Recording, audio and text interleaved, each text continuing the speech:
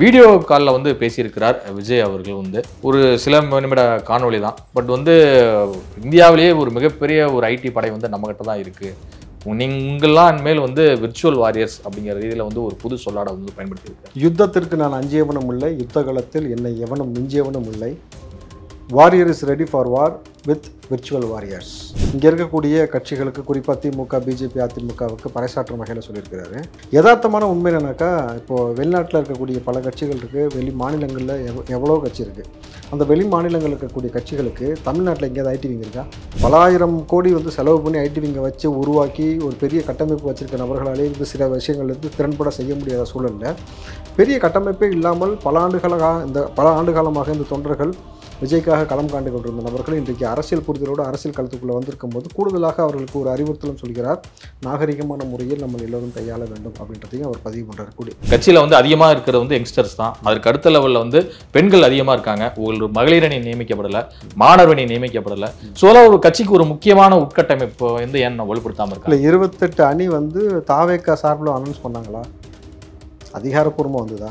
ஆமாம், அதிகாரப்பூர்வமாக தாவேக்காவிலேருந்து வந்துதா? நீங்கள் நல்லா யோசிச்சு பார்த்து சொல்லுங்கள். 28 தாவேக்கால இருந்து தாங்க 28 அணிகள் அமைக்கப்படும் சொன்னாங்க. கன்ஃபார்மாக எங்கள் செய்தி காட்டுங்க பார்ப்போம். மதிமுகவில் தலைமை கழக செயலாளர் பொறுப்பிலிருந்து நான் வந்து ரிலீவ் ஆகிக்கிறேன் அப்படிங்கிறதுல சொல்லியிருக்கிறாரு கட்சியினுடைய எம்பி துரை வைகோ அவர்கள். என்ன நடக்குது மதிமுக? இன்னொரு குரலே இருக்கேன்.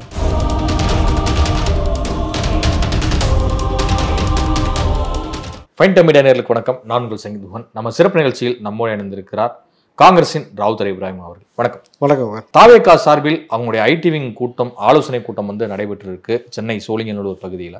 வெகு பிரம்மாண்டமாக அந்த கூட்டம் வந்து நடைபெற்று முடிந்திருக்கிறது. இந்த நிகழ்ச்சியில் வந்து வீடியோ காலில் வந்து பேசியிருக்கிறார் விஜய் அவர்கள் வந்து ஒரு சில நிமிட காணொளி தான். பட் வந்து இந்தியாவிலேயே ஒரு மிகப்பெரிய ஒரு ஐடி படை வந்து நம்மகிட்ட தான் இருக்குது, நீங்கள்லாம் இனிமேல் வந்து விர்ச்சுவல் வாரியர்ஸ் அப்படிங்கிற ரீதியில் வந்து ஒரு புது சொல்லாடை வந்து பயன்படுத்தியிருக்காரு. இந்த விஷயத்தை எப்படி பார்க்கும்? யுத்தத்திற்கு நான் அஞ்சியவனும் இல்லை, யுத்த காலத்தில் என்னை எவனும் மிஞ்சியவனும் இல்லை, warrior is ready for war with virtual warriors அப்படின்னாக்கா, நம்ம யுத்த காலத்தில், அதுவும் இந்த தேர்தல் யுத்த காலத்திற்கு தளபதி நாரடி மிகப்பெரிய இந்த தொண்டர் படையோடு நான் வந்து இந்த களத்தை சந்திக்க தயாராகி விட்டேன்றதை இங்கே இருக்கக்கூடிய கட்சிகளுக்கு, குறிப்பாக திமுக, பிஜேபி, அதிமுகவுக்கு பறைசாற்றும் வகையில் சொல்லியிருக்கிறாரு. யதார்த்தமான உண்மை என்னன்னாக்கா, இப்போது வெளிநாட்டில் இருக்கக்கூடிய பல கட்சிகள் இருக்குது, வெளி மாநிலங்களில் எவ்வளோ கட்சி இருக்குது. அந்த வெளி மாநிலங்களில் இருக்கக்கூடிய கட்சிகளுக்கு தமிழ்நாட்டில் எங்கேயாவது ஐடி விங் இருக்கா? கிடையாது. ஆனால் இங்கே ஒரு ஆள் இருக்கார் விஜய் அவர்கள். இவர்களுக்கு பிற ஸ்டேட்டு, பிற நாடு, பிற கண்ட்ரியில் ஐடி விங் மாதிரி பசங்க அவ்வளோ பேர் உள்ளே இறங்கி செயல்பட்டு இருக்காங்கல்ல. ஸோ வேர்ல்டு வைஸாக வந்து அறிவிக்கப்படாத ஐடி விங் இருந்தது. அந்த நபர்களுக்கு இன்றைக்கி விர்ச்சுவல் வாரியர்ஸ்னு அவர் சொல்லும் பொழுது அந்த தொண்டர்கள் சும்மாவே அடிப்பான். இப்போ வந்து அவனுக்கு வந்து இன்னும் ஒரு உற்சாகம் வந்துருச்சு. அந்த பேரை சூடிட்டார். நம்மளும் வந்து இந்த களத்தில், போர்க்களத்தில் நிற்கிறோம். அவருக்கு பக்கபலமாக நம்ம போடக்கூடிய ஒவ்வொரு பதிவையும் தளபதி அவர்களும் முற்று நோக்கி கொண்டே இருக்கிறார் பொழுது களத்தில் இன்னும் அறிவுபூர்வமாக, ஆக்கப்பூர்வமாக சண்டை செய்வதற்கு அவர்கள் தயாராகி விட்டார்கள்ன்றதை தாண்டி இன்றைக்கு பல ஆயிரம் கோடி வந்து செலவு பண்ணி ஐடி விங்கை வச்சு உருவாக்கி ஒரு பெரிய கட்டமைப்பு வச்சுருக்க நபர்களாலே வந்து சில விஷயங்கள் வந்து திறன்பட செய்ய முடியாத சூழலில் பெரிய கட்டமைப்பே இல்லாமல் பல ஆண்டு காலமாக இந்த தொண்டர்கள் விஜய்க்காக களம் காண்டு கொண்டிருந்த நபர்கள் இன்றைக்கு அரசியல் புரிதலோடு அரசியல் களத்துக்குள்ளே வந்திருக்கும் போது கூடுதலாக அவர்களுக்கு ஒரு அறிவுறுத்தலும் சொல்கிறார். நாகரிகமான முறையில் நம்ம எல்லோரும் கையாள வேண்டும் அப்படின்றதையும் அவர் பதிவு பண்ணுறாரு. கூடி இப்போது இந்த யுத்த காலத்திற்கு விஜய் அவர்கள் தயாராகிவிட்டால் the real Thalapathy is on war அப்படின்னு தான் நம்ம பார்க்குறோம். ஏற்கனவே தமிழ்நாட்டில் வந்து நாம் தமிழர் கட்சி ஐடி விங்கில் வந்து ஸ்ட்ராங்காக இருக்கக்கூடிய ஒரு கட்சியாக வந்திருக்கு. அதுக்கு அடுத்ததாக திமுக வந்திருக்கு, அப்புறம் பாஜக, அப்புறம் அதிமுக, இது மாதிரி கட்சிகளை அந்த வரிசையில் வந்து ஒப்பிடலாம். ஸோ அப்படி பார்க்கும்போது தாவேக்கா என்ன மாதிரியான விஷயத்தை ப்ளே பண்ணணும்னு நினைக்கிறேன்? அதான் சொல்கிறேன், தாவேக்கா பிற ஸ்டேட்டில் இருக்குது, பிற கண்ட்ரியில் இருக்குது. இந்த ஐடி விங்கிறது வந்து அந்த மாதிரி தான் இந்த பசங்க இத்தனை ஆண்டு காலமாக கொண்டு போயிருக்கான். இப்போ அரசியலுக்கு அவருக்கு வந்ததுக்கப்புறம் அரசியல் புரிதலை பற்றி மாணவர்களுக்கும் இளைஞர்களுக்கும் அதிகமான நாட்டம் ஏற்பட்டு அந்த அரசியலை கூர்ந்து கவனித்து இப்போ நீங்கள் பார்த்தீங்கன்னா தரவுகள் எடுக்கிறாங்கல்ல. ஒரு விஜய்க்கு எதிராக ஒரு நபர் சொல்லும் பொழுது அவர் நியாயமாக பேசுகிறாரா அல்லது நியாயத்திற்கு முறமாக பேசுகிறாரா, அவர் மீது இருக்கக்கூடிய குற்றச்சாட்டு என்னன்றது எல்லாத்தையும் எடுத்து சோஷியல் மீடியாவில் அவன் போடும் பொழுது, அப்போ தரவுகள் அடிப்படையில் பேசும்பொழுது இங்கே யாரெல்லாம் குற்றம் செய்திருக்கிறார்கள் அவருடைய முகத்திரைகள்லாம் கிழிக்கப்படுகிறது. அப்போ இவ்வளோ பெரிய ஐடி விங் நீங்கள் பிற கட்சிகள் வச்சுருந்தாலும் தரவுகளோட அடிப்படையில் எண்ணிக்கையில் வந்து நம்பர்ஸில் பார்க்கும் பொழுது நீங்கள் சொல்லக்கூடிய திமுக, அதிமுக, பிஜேபி எல்லாமே பணம் கொடுத்து ஐடி விங்கை செயல்படுத்துது. இவன் பணமே வாங்காமல் எங்கள் அண்ணனுக்குன்னு சொல்லி தார்மீகமாக அவனுடைய உழைக்கக்கூடிய அந்த நேரத்தில் வந்து இவருக்குன்னு சில மணி நேரங்களை ஒதுக்கி இந்த அரசியல் புரிதலோடு சண்டையில் இறங்குறான்ல, அது பெரிய ஒரு அவனுக்கு வந்து உத்வேகத்தை கொடுத்துருக்கு இப்போ விஜய் அவருடைய பேச்சு. இதை தாண்டி வந்து ஆனால் மற்ற கட்சிகள் எல்லாம் வந்து பார்த்தீங்கன்னா பாஜக இருக்கட்டும், நாம் தமிழர் கட்சியாக இருக்கட்டும், திமுக அதிமுக எல்லாத்துலேயுமே வந்து ஒன்றியம், நகரம், பேரூர் கழகம், மாநகராட்சி, மாநிலம் அப்படின்னு சொல்லிட்டு எல்லா நிலைகளிலுமே வந்து பொறுப்பாளர்கள் இருக்காங்கல்ல. அந்த பொறுப்பாளர்கள் வந்து தாவே கால இல்லை, இன்னைக்கு அதுக்காக தான் கூட்டமே, இந்த கூட்டமே இப்போ போட்டு இப்போ பொறுப்பாளர்களை போடக்கூடிய பணியை தொடங்கியிருக்கிறாங்க. நீங்கள் பார்த்தீங்கன்னாக்கா மண்டல வாரியாக அந்தந்த மாவட்டத்திற்கு மாவட்ட பொறுப்பாளர்கள்லாம் அனௌன்ஸ் பண்ணிட்டாங்க. ஸோ ஐடி விங்க எந்த அளவுக்கு கட்டமைத்து கொண்டு போகணுன்றதுக்காக தான். ஸோ முதல்கட்ட வேலையை தொடங்கியாச்சும் பொழுது அதான் நீங்கள் சொன்ன மாதிரி எல்லா பொறுப்புகளையும் அவர்கள் போட ஆரம்பிச்சிட்டாங்க. களத்திற்கு வந்து 1 வருடம் இருக்கு இல்லையா, அதற்கு தயாராகி கொண்டே வருகிறாங்க. இன்னும் கிட்டையே ஒரு 8-9 மாதம் தான் எலெக்ஷன் இருக்கு. அப்போ அதுக்குள்ள பொறுப்புகள் போட முடியுமா? ஆட்சியை கலைச்சிருவாங்கல்ல. சரி, பொறுப்பு போடலாம், அது ஒன்றும் பிரச்சனை இல்லை. நம்பர்ஸ் வந்து இங்கே வந்து பிரச்சனையே கிடையாது. எண்ணிக்கை அதிகமாக இருக்காங்க, பொறுப்புகள் போடக்கூடிய வேலையை தொடங்கிட்டாங்க. ஸோ உங்களுக்கு வந்து வெளியில் தெரியல, நீ களத்தில் இறங்கும் போது தெரியும் பாருங்கள். சரிசமமாக அவர்களோட வந்து நீங்கள் சொல்கிறீங்களா இத்தனை ஆண்டு காலமாக இருக்க இந்த கட்சியெல்லாம் இவ்வளோ பொறுப்புகள் போட்டிருக்காங்கன்னு, அவர்கள் தாவேக்காக்கு ஈடு கொடுக்குறாங்களான்னு மட்டும் பாருங்கள், முடியாது. அதே போல் தாவேக்காவில் வந்து கிட்டத்தட்ட ஒரு 28 அணிகள்லாம் வந்து அறிவிச்சிருந்தாரு விஜய் அவர்கள் சில மாதங்களுக்கு முன்பு. ஆனால் ஒவ்வொரு அணிக்குமே பொறுப்பாளர்கள் வந்து இன்னும் நியமிக்கப்படாமல் இருப்பதுக்கு என்ன காரணம்? ஏன் ஒரு நீண்ட இழுபறியில போயிட்டே இருக்கு? 28 இளைஞர்கள் நியமிக்கப்படல. கட்சியில வந்து அதிகமாக இருக்கிறது வந்து யங்ஸ்டர்ஸ் தான். அதற்கு அடுத்த லெவலில் வந்து பெண்கள் அதிகமாக இருக்காங்க. ஒரு மகளிர் அணி நியமிக்கப்படலை, மாணவர் அணி நியமிக்கப்படலை. ஸோ ஒரு கட்சிக்கு ஒரு முக்கியமான உட்கட்டமைப்பு வந்து ஏன் வலுப்படுத்தாமல் இருக்காங்க? 28 அணி வந்து தாவேக்கா சார்பில் அனௌன்ஸ் பண்ணாங்களா?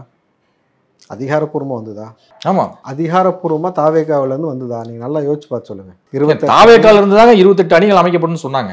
கன்ஃபார்மாக எங்கள் செய்தி காட்டுங்க பார்ப்போம். தாவேக்கால இருந்து அதிகாரப்பூர்வமாக ஆனந்த் அவர்களோ அல்லது வந்து கட்சி தலைமையில இருந்தோ விஜய் அவர்களிடம் 28 அணின்னு சொல்லி வந்துச்சா? இந்த நீங்கள் திருநங்கை அணியில் திருநங்கைன்னு சொல்லிட்டு ஒருத்தவங்க வந்துட்டாங்கன்னு சொல்லி பிரச்சனைலாம் போச்சு, அதானே சொல்கிறீங்க? அப்போ வந்ததானே? அது அதிகாரப்பூர்வமாக தாவேக்கா தரப்புலன்னு சொல்லப்படவே கிடையாது. தாவேக்கா தரப்பில் வந்து உங்களுக்கு ஒரு லெட்டர் பேரில் இப்படி இருக்குலாம் சொல்ல கிடையாது. பட் ஆனால் அந்த நீங்கள் சொல்லக்கூடிய அந்த கட்டமைப்பை எல்லாம் போட்டுக்கிட்டே தான் வராங்க. உங்களுக்கு வந்து இனி அடுத்தடுத்து மாநாடு நடக்குது இல்லையா, நடக்கும்போது தான் எந்தெந்த அணின்றதுலாம் உங்களுக்கு வெளியிலே தெரிய ஆரம்பிக்கும். இப்போ போட்டிருக்காங்க, பட் உங்களுக்கு வெளியில் தெரியலன்றதுனால வந்து போடலைன்னு சொல்லி நம்ம முடிவெடுக்க முடியாது. எல்லாத்துக்கும் போட்டுக்கிட்டே வந்துட்டாங்க. இப்போ நம்ம கிட்டத்தட்ட இப்போ அடுத்து பார்த்திங்கன்னா கொங்கு மண்டலத்தை டார்கெட் பண்ணியிருக்காங்க. 26, 27 வந்து கோயம்புத்தூரை டார்கெட் பண்ணி முதல் முறையாக அடிக்கிற அடியை வந்து பார்த்தீங்கன்னாக்கா அரசியல் எதிரி, கொள்கை எதிரி 2 பேரையுமே வந்து ஒரே இடத்துல கொங்கு மண்டலத்தில் வச்சு அடிக்கக்கூடிய வேலையை தான் நீங்கள் முதல் கட்டமாக தொடங்கியிருக்காங்க பொழுது நீங்கள் அங்கே பார்ப்பீங்க. அந்த நீங்கள் சொன்னீங்களா இன்ஃப்ராஸ்ட்ரக்சர் வந்து எந்த அளவுக்கு கொண்டு போயிருக்காங்க, எவ்வளவு பலத்தோடு ஒரு கட்டமைப்போடு வந்திருக்காங்கிறது உங்களுக்கு தெரியும் கூடிய சீக்கிரம். 2026 தேர்தல் களத்துக்கு எல்லா கட்சிகளுமே ஆயத்தமாகி வேட்பாளர் தேர்தலாம் ஈடுபட்டு வராங்க. ஆனால் தாவேக்கா இன்னும் தொடங்கப்படாமல் இருப்பதுக்கு என்ன காரணம்? எந்த கட்சியில் வேட்பாளர்லாம் போட்டாங்க? திமுகவில் தேர்தல் வேலைகளை வந்து ஸ்டார்ட் பண்ணிட்டாங்க. அவங்க ஒரு பக்கம் பெண் நிறுவனம், அப்புறம் இன்னொரு நிறுவனத்தோட டைப் பண்ணி எல்லா வேலையில தொடங்கிட்டாங்க. ஏடிஎம்கேல வந்து அவங்களும் ஒரு நிறுவனம் அமைச்சு அவங்க ஒரு பக்கம் வேலையெல்லாம் தொடங்கிட்டாங்க. பாஜகவும் ஸ்பீடா கூட்டணியெல்லாம் முன்கூட்டியே அமைச்சு மற்ற கட்சிகள்லாம் உள்ளே இருக்கக்கூடிய வேலையெல்லாம் வந்து செஞ்சுட்டு வராங்க. பல கட்சிகளுக்கும் அழைப்பு வந்து விடுக்கிறாங்க. நாம் தமிழர் கட்சியிலும் 25 வேட்பாளர்களை வந்து அறிவிச்சு பல தொகுதிகளுக்கு அறிவிச்சு சின்னத்தை உறுதிப்படுத்திடுவோம், அப்புறமேல களத்தில் இறங்குவோம் அப்படின்னு சொல்லிட்டாங்க. ஆனால் தாவேக்கால இன்னும் அது இன்னைக்கு நடக்கிற மீட்டிங் எதுக்கு நடக்குது? எலெக்ஷனுக்காக தானே. 27, 26 நடக்க போகிறது எலெக்ஷனுக்காக தானே. ஒவ்வொன்றும் எலெக்ஷன் நோக்கி தான் போகிறாங்க. நீங்கள் சொன்னீங்க நாம் தமிழில் வந்து 25 வேட்பாளர்லாம் அனௌன்ஸ் பண்ண போகிறாங்க, கிட்டத்தட்ட வேலை செய்யுதுன்னு எழுதிக்கங்க. நான் போன முறை உங்களுக்கு சொல்கிறேன்னு சொன்னேன். இம்முறை மும்முனை கூட்டணி தான், மும்முனை போட்டி மட்டும் தான் களத்தில் இருக்கும். லாஸ்ட் மினிட்ல அண்ணன் சீமான் வந்து அதிமுக பிஜேபி அலைன்ஸ்குள்ளே போகிறார்.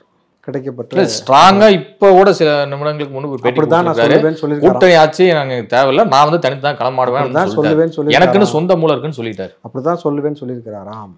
நான் அப்படி தான் கடைசி நிமிஷம் வரைக்கும் சொல்லுவேன். கடைசியில் அந்த 1 மாதத்துக்கு முன்னாடி இந்த ஒரு அவசர நிலை இருக்கிறது, இதற்காக நான் மக்களை காப்பாற்றுவதற்காக இன்றைக்கி ஜெயிக்க வேண்டிய சூழல் வந்து இருக்குது, இவர்களை அப்புறப்படுத்த வேண்டிய சூழல் இருக்குது, அதனால் வந்துட்டேன்னு சொல்லி அன்றைக்கி அனௌன்ஸ் பண்ணுவார். இது அவர் நயனா நாகேந்திரன் உட்பட மிக முக்கியமானவர்களோட பேசியதாக வந்திருக்கக்கூடிய தகவல். ஸோ நிச்சயமாக வந்து இம்முறை மும்முனை கூட்டணி தான். இவர்கள் எவ்வளோ பெரிய வந்து ஒரு கட்டமைப்பு வேணால் கொண்டு வந்துகிட்டே போகட்டும். களத்தில் நீங்கள் விஜய் அவர்கள் இறங்கிட்டு இந்த 2026 அரசியல் களத்தை எப்படி மாற்றுவார்ன்றதை நீங்கள் பொறுத்து பாருங்கள். ஊழலற்ற இது வரைக்கும் லஞ்சலாவணியம் இல்லாமல் சரிசமமாக மக்களுக்கான அந்த உரிமையை நிலைநாட்டுவதற்காக ஒரு கட்சி புதிதாக வந்திருக்கிறது. அந்த கட்சி மக்கள் மத்தியிலும் இளைஞர் மத்தியிலும் எவ்வளோ பெரிய வரவேற்பை பெற்றிருக்கு என்பதை நீங்கள் அடுத்தடுத்து வரக்கூடிய நாட்களில் பார்க்க ஆரம்பிச்சிருக்கீங்க. குறிப்பாக நீங்கள் ஜூனுக்கு மேலே வந்து ஊடகங்களுக்கு இனிமேல் ஓய்வே இருக்காது. அந்த மாதிரியான அரசியல் களம் தான் நிச்சயமாக விஜய் உருவாக்குறாரு. சீமான் அவர்கள் கட்சி ஆரம்பித்ததுலேருந்து எப்போவுமே வந்து திராவிட எதிர்ப்பு, ஆரிய எதிர்ப்பு அப்படின்னு சொல்லிட்டு ஸ்ட்ராங்காக அப்போஸ் பண்ணிட்டு வர்றாரு. ஸோ அப்படி பார்க்கும்போது அவர் எப்படி திராவிட கட்சியான அதிமுக கூடயும் இந்துத்துவ கட்சியாவனா பாஜகவோட போய் ஐக்கியமாவார்? இது என்ன லாஜிக்கே இல்லாத ஒன்று. சங்கினா என்னன்னு சொன்னார் சீமான் இவ்வளோ நாள் கழிச்சு? சங்கினா சகத்தோழன் சொல்ல ஆரம்பிச்சாரா? தீம் பார்ட்னர் தமிழிசை சொன்னாங்களா?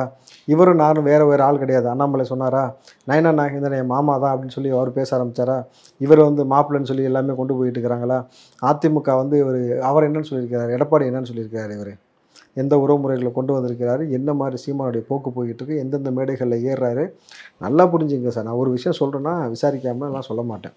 அதிகாரப்பூர்வமாக என்ன நடந்திருக்குன்னு மேல்மட்டத்தில் விசாரிக்காமல் சொல்ல மாட்டேன். நிச்சயமாக கடைசி ஒரு மாதம் இருக்கு இல்லையா, அதில் லாஸ்ட் மினிட்ல ஒரு பெரிய ஒரு நெருக்கடி சூழல் இருக்கிறது. திமுக வந்து இவ்வளோ பெரிய ஊழல் செய்திருக்கிறதுன்ற மாதிரி ஒரு பிம்பம் இங்கே வந்துடும். ஏன்னா உள்துறை வந்து இங்கே டார்கெட் பண்ணிட்டாங்க யார் யாரெல்லாம் தூக்கணுன்ட்டு. அந்த நேரத்தில் வந்து இதை மறுபடியும் ஆட்சி கட்டில் உட்கார வைத்து விடக்கூடாதுன்றதுக்காகத்தான் நாங்கள் இவ்வளோ பெரிய ஒரு நெருக்கடி சூழலில் மக்கள் நலனுக்காக இந்த முடிவை நான் எடுக்கிறேன்னு சீமான் அனௌன்ஸ் பண்ணிட்டு அதிமுக பிஜேபி அலைன்ஸில் போராடுறது தான் உறுதிப்பட்ட தகவல். போயிடுவார் நிச்சயமாக, வெயிட் பண்ணி பாருங்கள். சோசியல் மீடியாவில் வலிமையான ஐடிவிங் வந்து தாவேக்கா தான் அப்படிங்கிற ரீதியில் சொல்லியிருக்காரு விஜய் அவர்கள்.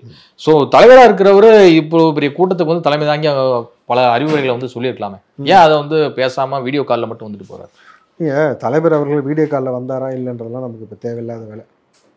அவங்க கட்சிக்கு அந்த தொண்டர்களுக்கு இல்லை, முதல் முறையாக ஒரு ஐடிவிங் ஆலோசனை கூட்டம் பெரிய அளவில் வந்து நடத்துறாங்க. ஸோ அப்படி பார்க்கும்போது தலைவர் வந்து பங்கேற்று ஒரு 1/2 மணி நேரம் அவர்களுக்கான ஒரு பல கருத்துக்களை வந்து சொல்றதானே நல்ல விஷயமா இருக்கு. இல்லை, அவர் ஷூட்டிங் முன்னாடியே ஷெட்யூல் பண்ணபடி அவர் போயிட்டு இருக்கிறாரு, கரெக்டுங்களா? அவர் இருந்தாலும் அதுக்கு வந்து வீடியோ கான்ஃபரன்ஸில் நான் வந்து உங்களோட பேச வேண்டியது தான் பிளான் பண்ணியிருந்தோம். பட் இங்கே சிக்னல் இஷ்யூ இருக்கிறதுனால வர முடியல அப்படின்றதையும் சொல்லியிருக்கிறாரு. அதுக்கு யார் அந்த நிர்வாக பொறுப்பு? மெயினாக வந்து சோஷியல் மீடியா ஐடிவிங்கை பார்க்கக்கூடியது சிடி நிர்மல்குமார் அவர்கள், இன்னொரு பக்கம் ஆதவர்ஜன், எல்லாமே உள்ள முக்கியமான தலைவர்கள். அதே மாதிரி புசியானதெல்லாம் பங்கு பெற்றாங்க. ஸோ இது நேரில் வராரு வரலன்றதெல்லாம் வந்து ஒன்றும் பெரிய இஷ்யூ கிடையாது. அவங்களுக்கே அது ஒரு மேட்ரு கிடையாதுன்னு வச்சுக்கோங்க. அவங்க பசங்களை பொறுத்த வரைக்கும் இந்த ஆலோசனை கூட்டம் நம்ம எப்படி கொண்டு போகிறோம், தலைவர் என்ன அறிவுறுத்திருக்கான்றதை அங்கே டிஸ்கஸ் பண்ணிட்டு இருக்கிறாங்க. 26, 27 நிச்சயமாக விஜய் களத்தில் இறங்குறாரு இல்லையா? அதுக்கப்புறம் ஃபுல் அண்ட் ஃபுல் வந்து களத்தில் தான் இறங்க போகிறோம் பொழுது, அதுக்கப்புறம் நான் சொன்னல ஜூன்லேருந்து உங்களுக்கு ஊடகத்திற்கு இடைவிடாத பணிகள் தொடர்ந்து நடந்து கொண்டே இருக்கணும் பொழுது அரசியல் களத்தை நுட்பமாக கவனித்து அதை மாற்றக்கூடிய களப்பணியை செய்வதற்கான முழு மூச்சான எல்லா வேலையும் செஞ்சுருக்காருன்னும் பொழுது டோன்ட் வரி, பார்த்துக்கலாம். அதிமுகவிலையும் ஐடிவிங்கை பலப்படுத்தும் வேலையில் ஈடுபட்டு இருக்காங்க அங்கே இருக்கக்கூடிய ஐடிவிங் பொறுப்பாளர்கள். ஆனால் அதே சமயம் எடப்பாடி பழனிசாமி அவரிடம் வந்து புதிதாக ஒரு லட்சணையை அறிமுகப்படுத்தி அதன் மூலம் வந்து எப்படியெல்லாம் நம்ம வந்து எழுதணும், எப்படியெல்லாம் நம்ம வந்து பரப்புரையை வந்து மேற்கொள்ளணும் அப்படிங்கிறதுலாம் அவங்களும் ஒரு பயங்கரமாக முன்னெடுத்திருக்காங்க. ஸோ அப்படி பார்க்கும்போது எடப்பாடி பழனிசாமி அவர்களே வந்து அப்பாயின்மெண்ட் கொடுத்துட்டு டைரெக்டாக அவருடைய கண்ட்ரோலில் வந்து வைக்கிறாருன்னா விஜய் அவர்கள் வந்து டேக் ஓவர் பண்ணியிருக்கலாமே. அவரே முதல்ல கண்ட்ரோலில் கிடையாதுங்க, அவுட் ஆஃப் கண்ட்ரோலில் இருக்கிறாருங்க. புரியுதுங்களா? அவரே யாருடைய கண்ட்ரோலில் இருக்கார்? பிஜேபியோட கண்ட்ரோல் இருக்காது நமக்கு நல்லா தெரியுது. அவர் வந்து இன்னைக்கு எஸ்டிபிஐ வந்து கூட்டணி அவங்கள்ட்ட நாங்கள் விலகி இருக்கணும் அனௌன்ஸ் பண்ணியிருக்காங்க. பார்த்தீங்கன்னா தனியாக கேட்கணும் இல்லை சொல்கிறேன் நான், எஸ்டிபிஐ இன்னைக்கு கூட்டணியிலேருந்து தனியாக விலகி வந்திருக்கிறோன்றதை அனௌன்ஸ் பண்ணியிருக்காங்க பொழுது இவர் கொடுத்த அந்த நான் வாக்குறுதின்றதன் மேலே மக்களுக்கு நம்பிக்கை இல்லைன்னும் பொழுது எடப்பாடி அவர்களே வந்து இப்போ எப்படி களத்தை கொண்டு போயிட்டு இருக்காங்கன்னா, அதிமுகவை தன்வசப்படுத்தி விட்ட பிஜேபி கொஞ்சம் கொஞ்சமாக அதிமுகவை கபலீகரம் செஞ்சு அந்த இடத்துக்கு பிஜேபி வந்துடும். இந்த பக்கம் பார்த்தீங்கன்னா திமுகவை ஆளுங்கட்சியாக கொண்டு வந்து வைப்பதற்காகத்தான் பிஜேபி இந்த ஒரு நகர்வை நகர்த்தி பிஜேபி வந்து எப்படி பண்ணாக்கா திமுகவை மிரட்டி அவர்களை என்னெல்லாம் செய்ய நினைச்சாங்களோ அதை செய்வதற்கான முனைப்பு எடுக்குதுன்னும் பொழுது நீங்கள் எடப்பாடி அவர்கள் மிகப்பெரிய ஆளுமையாக இருந்தார், அந்த ஆளுமை வந்து இன்றைக்கி வந்து அடுத்த கட்டத்துக்கு வளர்ந்து போகிறாருன்றதை நம்ம பார்க்க முடியாது. நீங்கள் வந்து ஒரு நிலைத்தன்மையோடு நீங்கள் சொன்ன வார்த்தையை கடைபிடிச்சு நின்றுருந்தீங்கன்னு வச்சுங்களேன், எடப்பாடி அவர்களுடைய வெற்றி வாய்ப்பு வேறு மாதிரி இருந்திருக்கும். இன்றைக்கு அந்த அதிமுகக்குள்ளே எவ்வளோ பெரிய அதிருப்தி இருக்கணும் பொழுது நம்ம இதை வந்து பெரிய லெவலில் பார்க்க வேண்டியதில்லை. களத்தில் மக்கள் முடிவு பண்ணார், 2 பேரும் வேலை செய்யட்டும். செங்கோட்டையனே வந்து 2020 எடப்பாடி தான் ஆட்சி அமைப்பார், அவர் தான் முதல்வர் அப்படிங்கிறது இதெல்லாம் சொல்லிட்டு போயிட்டாரு. அப்படி இருக்கும்போது எல்லா கட்சி நிர்வாகிகளும் ஏற்றுக்கிட்டாங்கன்னு அப்படின்னானே அர்த்தமா இருக்கு. செங்கோட்டையனே சொல்லிட்டாருன்னா மக்கள் ஏற்றுக்கணும்ல. நீங்கள் அட்லாஸ்ட் வந்து யார் டிசைடிங் அத்தாரிட்டி? மக்கள் தான். நீங்கள் எல்லாருமே போட்டி போடுங்க, சமதளத்துக்கு வந்துட்டீங்க. நீங்கள் உங்களுடைய பலத்தை காட்டுங்கள், திமுக அவங்களோட பலத்தை காட்டும், விஜய் அவருடைய பலத்தை காட்டும், மக்கள் முடிவு செய்யட்டும் யார் தேவை என்பதை பொறுத்திருந்து பார்ப்போம். மதிமுகவில் தலைமை கழக செயலாளர் பொறுப்பிலிருந்து நான் வந்து ரிலீவ் ஆகிக்கிறேன் அப்படிங்கிறதுல சொல்லியிருக்கிறாரு கட்சியினுடைய எம்பி துரை வைகோ அவர்கள். என்ன நடக்குது மதிமுக? இன்னொரு குரலை வித்த நீங்கள் அதை அப்படி தான் பார்க்கணும். நீங்கள் அன்புமணி மட்டும் செஞ்ச உடனே இது பெரிய நேஷனல் நியூஸ் ஆச்சு, நம்ம கட்சி யாருமே கண்டுக்க மாட்டாங்க அப்படின்றதுனால சும்மா வந்து இந்த மாதிரி இதெல்லாம் நீங்கள் நல்லா புரிஞ்சுக்கங்க. அட்டென்ஷன் சீக்வன்ஸ்க்காக ஏற்கனவே வைகோ வந்து நாடாளுமன்றத்தில் நின்று மன்னிப்புகள் கனிமொழியிடம் மன்னிப்புகள் கனிமொழி சிரிச்சாங்க பார்த்தீங்களா, என்னையா திடீர்னு ஏன் பேரை சொல்கிறேன்ட்டு. அந்த மாதிரி இவர் எலெக்ஷன் நேரத்தில் ஒரு ஸ்டண்ட்டு அழுதெல்லாம் ஒரு நாடகம் போட்டார் பார்த்தீங்களா, என்னன்னாலும் என் சின்னத்தில் வந்து நிற்பேன் அப்படின்ட்டு. அதுபோல் வந்து இது வந்து ஒரு ஸ்டண்ட்டாக தான் பார்க்குறாங்க இன்றைக்கி அட்டென்ஷன் சீக்வன்ஸ்க்காக. மற்றபடி இந்த மதிமுக என்பது நீர்த்து கரைந்து போய் விட்டது திமுகவுடன் பொழுது பெரிய பேசும் உருளை. அந்த கட்சிக்குன்னு ஒரு 4 எம்எல்ஏ இருக்காங்க, எம்பி இருக்காங்க, ராஜ்யசபா உறுப்பினர் இருக்காங்க. அப்படி பார்க்கும்போது தமிழ்நாட்டிலும் ஒரு முக்கியத்துவம் வாய்ந்த ஒரு சக்தியாக தானே பார்க்கப்படுது மதிமுக. ஆள் இருக்கிறாங்க, அவ்வளோதான். தமிழ்நாட்டில் முக்கியமான சக்திலாம் வந்து ஒரு காலத்தில் வைகோ அப்படி இருந்தார். எல்லோரும் திமுகவோடு போய் நீர்த்து போய் விட்டார்கள்.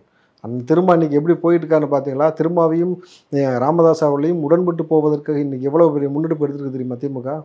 அவங்க ராமதாஸ் அவர் நடத்தக்கூடிய இந்த மாநாட்டுக்கு திருமாவுக்கு நேரடியாக கொண்டு போய் பத்திரிக்கை கொடுத்து இவர் வந்து வாழ்த்து சொல்லி அனுப்பிச்சு இந்த ஒரே கூட்டணிக்குள்ளே திருமாவையும் இவங்களையும் கொண்டு வரணுன்றதுக்காக ஒரு பெரிய ஒரு முன்னெடுப்பு எடுத்துக்கிட்டு இருக்காங்க. பெரிய பொருட்செலவெல்லாம் அதில் இருக்குது. ஸோ களத்தை வந்து வேறு வகையில் மாற்றி கொண்டு போவதற்கு திமுக முனைப்பு ஒரு பக்கம் போயிட்டுருக்கு. பட் இது ரொம்ப பெரிய சக்ஸஸாக ஃபெயிலியரான்றது உங்களுக்கு இப்போ பெரிய கூட்டணி மாதிரி தெரியும்.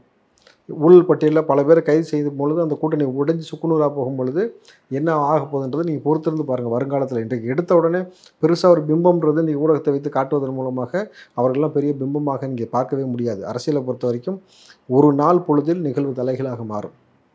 அந்த நிகழ்வை மாற்றுவதற்கு பல வேலைகள் நடந்து கொண்டே இருக்கிறது. இதுவரை உங்கள் பல்வேறு கருத்துக்களை மிக்க நன்றி. நன்றி.